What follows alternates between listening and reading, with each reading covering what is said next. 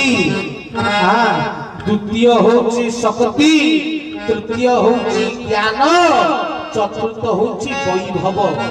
हाँ बा और मैंने चारटा जाक जिनस प्रभु देई गले।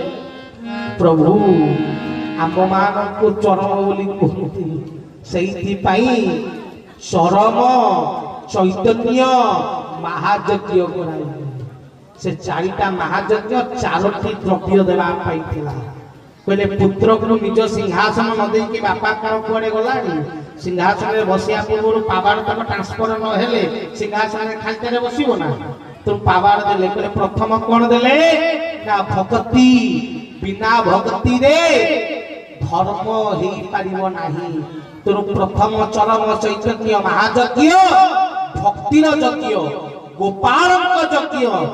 द्वादश गोपाल को बसई पूजा देले आउ प्रभु समस्त ब्रजवासी को कौन बरणी करी से ही भक्ति को गोपाल भक्ति को गोपी भक्ति को चरम को प्रदानित कले। हरि हरि प्रथम चरम चैतन्य महायज्ञ द्वादश गोपाल विराजित रे भी जाई देखो प्रभु द्वादश गोपाल मंडप बने पूजा। प्रथम हला भक्ति, द्वितीय होची कौन शक्ति। ठीक ना नहीं शक्तिर स्वरूप होची कौन आयुध।